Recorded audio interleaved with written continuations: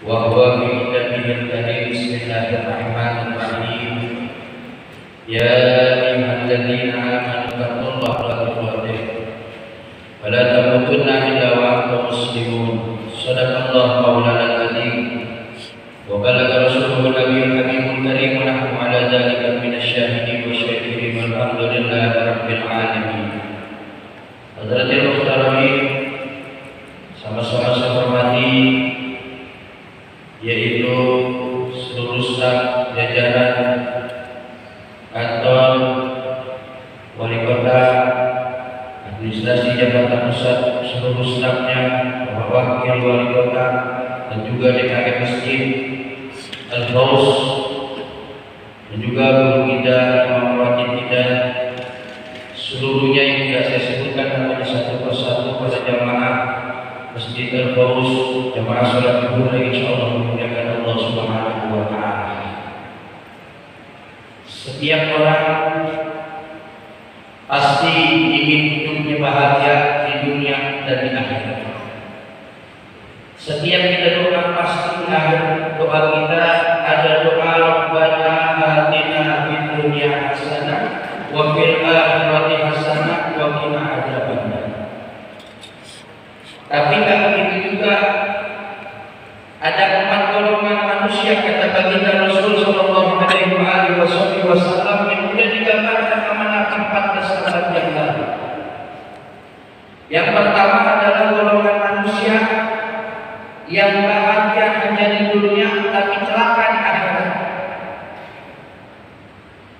Yang kedua golongan manusia yang celaka di dunia tapi bahagia di akhirat.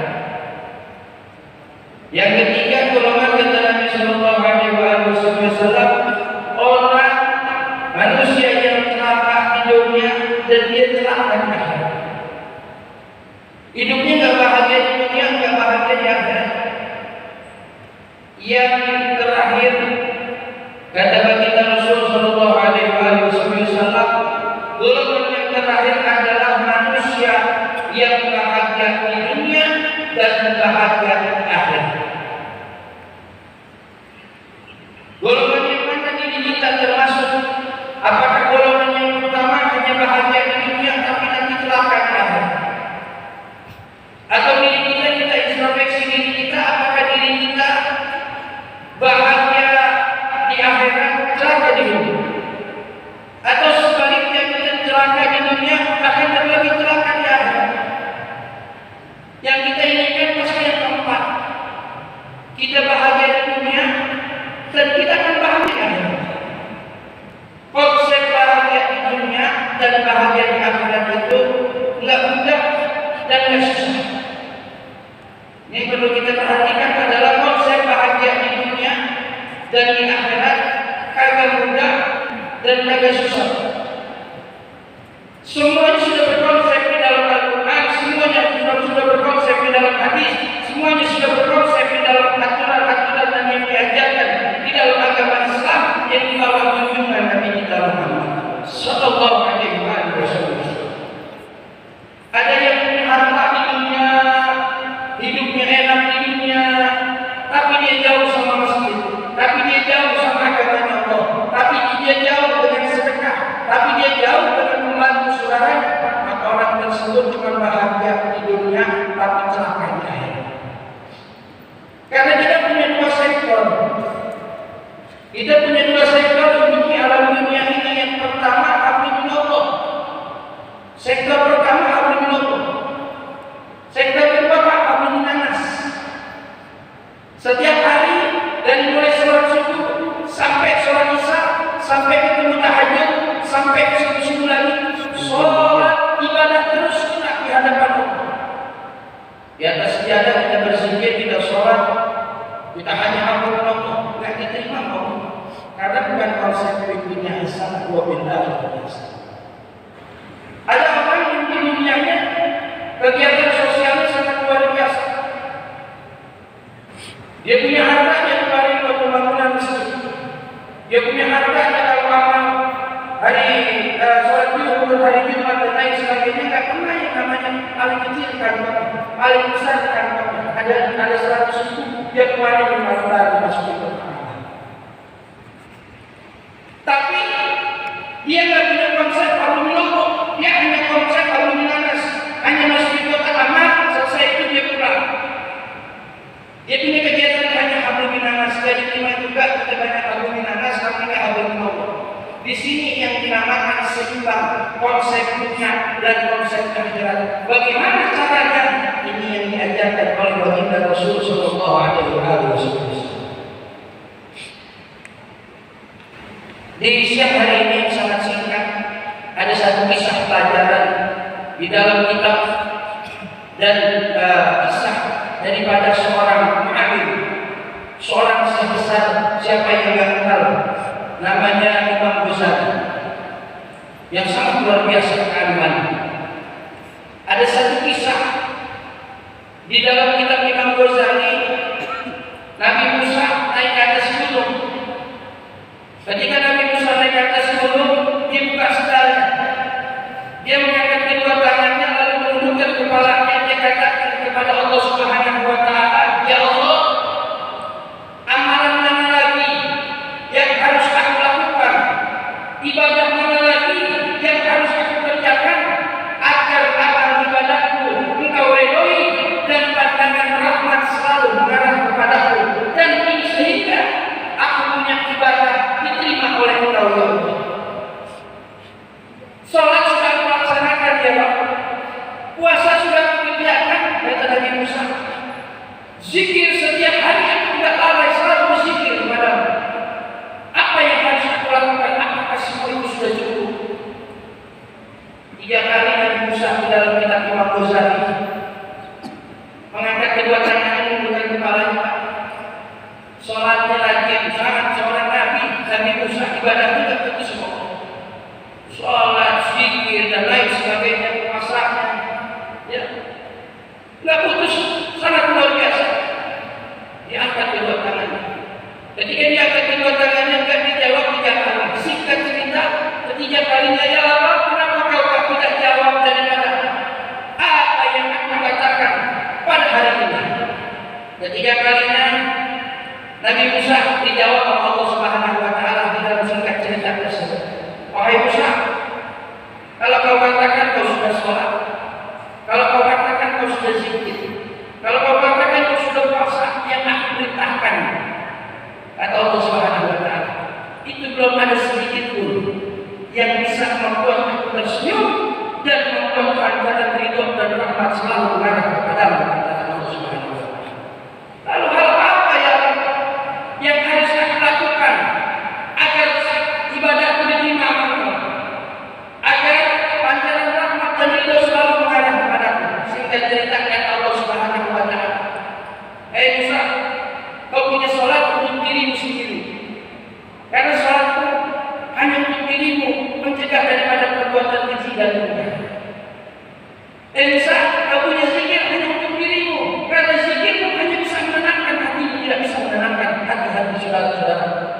Musa, kalau kau katakan kau sudah puasa, menjalankan perintahku, puasamu hanya untuk dirimu, wahai Musa, agar bisa mengontrol daripada hawa nafsumu, kau sehingga bisa menjadi manusia yang hakiki.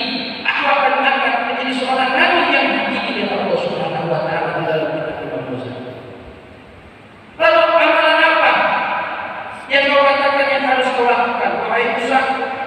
Ada satu amalan, ada satu ibadah yang sangat luar biasa.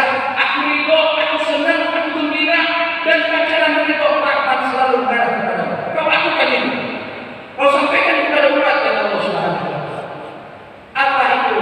Ya Rabb, katakan, aku senang orang yang sudah alhamdulillah menjaga hubungan baik denganmu, tapi aku lebih senang orang yang lebih menjaga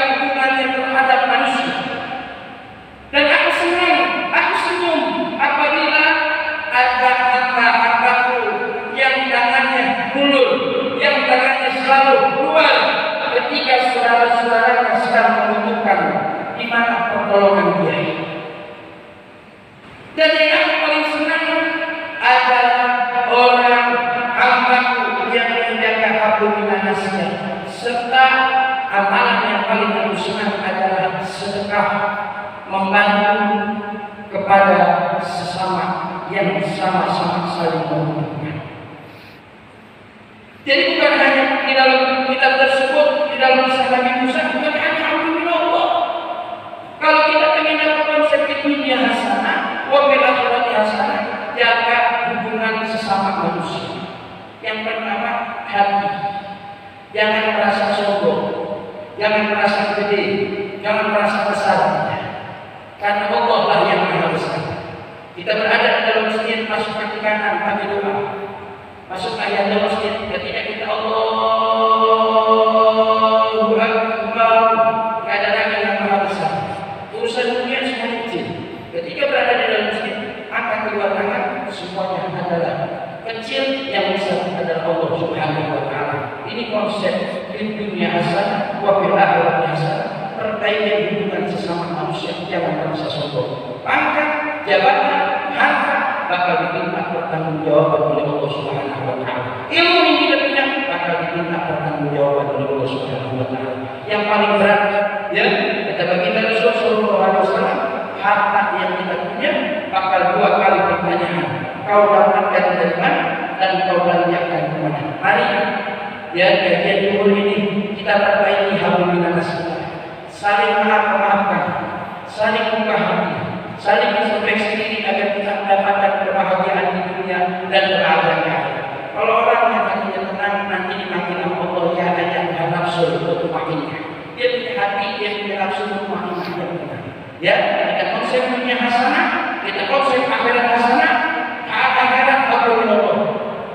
Dunia hasanah hablum minannas. Perbaiki hablum minannas, perbaiki hablum minallah. Insyaallah kita wakuna azabannar, jauh daripada azab neraka.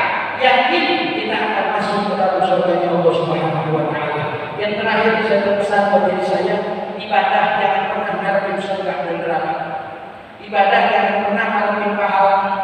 Kalau ibadah mengharapkan pahala, nanti kalau nggak dapat pahala kita akan kecewa Allah. Kalau mengharapkan surga dan neraka, kalau mengharapkan surga kita akan kecewa Allah. Niatin seperti niat kita, seperti kita janji kita, pikiran kita kepada Allah. Inna sholati wa nusuki wa mahyaya wa mamati lillahi rabbil alamin. Serahkan semua kehidupan kita, ibadah kita kepada Allah Subhanahu wa Ta'ala. Niatnya untuk mencari keridhaan Allah Subhanahu wa Ta'ala. Masih banyak kisah yang bisa kita ambil daripada kisah-kisah Imam Ghazali. Namun waktu yang sangat singkat ini, perbaiki hablum minannas, perbaiki hablum minallah, konsep dunia yang hasanah, konsep akhirat yang hasanah. Jadi orang hilangkan rasa sombong, hilangkan hati dengki, hilangkan hati hasud, karena setiap manusia tidak sama kami tidak warnanya hitam. Akan nasib kita semuanya sudah digariskan oleh Allah Subhanahu wa Ta'ala. Kapan kita naik pangkat, kapan kita dapat duit miliaran, kapan kita dapat uang, kapan kita nggak punya duit, kapan kita sehat, kapan kita sakit, tapi catatan kapan kita meninggal dunia sudah digariskan oleh Allah Subhanahu wa Ta'ala. Mudah-mudahan dengan kita niat ibadah kepada Allah Subhanahu wa Ta'ala untuk mencari ridhonya, kita wafat dalam keadaan husnul khatimah. Tidak lepas kita dari masjid ini, Allah punya segala dosa-dosa kita. Kita punya hajat akhirat dikabul dan dijawab oleh Allah Subhanahu wa Ta'ala. Mudah-mudahan kita bisa mengkonsep daripada konsep kehidupan kita bahagia di dunia, bahagia di akhirat. Bahagia di dunia, jangan lupa hablum minannas yang kita perbaiki. Bahagia di akhirat, jangan lupa hablum minallah yang kita perbaiki. Rajin di masjid, rajin ibadah kepada Allah, rajin juga silaturahim. Pasang hati yang sangat luas, hilangkan dendam, hilangkan iri, hilangkan hasud, karena semua akan menghancurkan daripada pahala amal ibadah kita di hadapan Allah Subhanahu wa Ta'ala. Kita baca Al-Quran surah Al-Fatihah, yang mana pada ibu kalian dan buat diri kita, seluruh anggota badan kita, orang-orang tua kita yang masih hidup, mudah-mudahan sehat badannya, panjang umurnya, taat kepada Allah, dan seluruh para staf-staf dan para pengurus seluruhnya yang ada di kantor ini, yang ada di masjid ini, semuanya dalam keadaan sehat walafiat, panjang umur, dan kalau ada sakit mudah-mudahan mengangkat kebesaran dari Muhammad hari ini, Allah akan segala penyakitnya, Allah sehatkan badannya, dan terkait Nabi Muhammad sallallahu alaihi wasallam Allah tetapkan iman Islamnya. Orang-orang tua kita yang sudah pulang Allah, yang kita belum sempat berbagi pada saat siang hari ini, kita berbagi dengan kita doain, mudah-mudahan jadikan kuburnya Allah min riyadil jannah ala hadhihi wa ala kulli niyatin salih wa ila dan al